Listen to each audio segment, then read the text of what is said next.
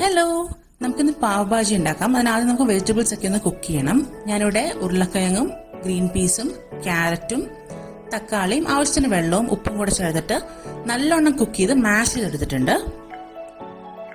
ഇനി ഒരു പാനിൽ ബട്ടർ ഇട്ടിട്ട് ഇഞ്ചി വെളുത്തുള്ളി സവാള ഇട്ടിട്ട് നന്നായിട്ടൊന്ന് സോട്ട് ചെയ്യാം. ആവശ്യത്തിന് ഉപ്പും കൂടെ ചേർക്കുക. നല്ലോണം ഒന്ന് സോട്ടായി കഴിഞ്ഞാൽ അതിലേക്ക് മുളക് പൊടിയും പാവ് ഭാജി മസാലയും കസൂരി മേത്തിയും മല്ലിയിലയും കൂടെ ഇട്ടിട്ട് വീണ്ടും നന്നായിട്ടൊന്ന് വഴറ്റി അതിന്റെ പച്ചമണമൊക്കെ മാറിക്കഴിയുമ്പം നമ്മൾ മാഷ് ചെയ്ത് വെച്ചിരിക്കുന്ന വെജിറ്റബിൾസും ആവശ്യത്തിനുള്ള വെള്ളം കൂടെ ചേർത്തിട്ട് നന്നായിട്ടൊന്ന് തിളപ്പിച്ചെടുക്കുക. ഇനി മാഷ് ചെയ്യണം തോന്നുവാണെങ്കിൽ ഒന്നും കൂടെ ചെയ്ത് കൊടുക്കാം. അവസാനം കസ്തൂരി മേത്തിയും മല്ലിയിലയും കൂടെ മുകളിലിട്ട് കഴിഞ്ഞാൽ നമ്മുടെ പാവ് ഭാജി മസാല റെഡി.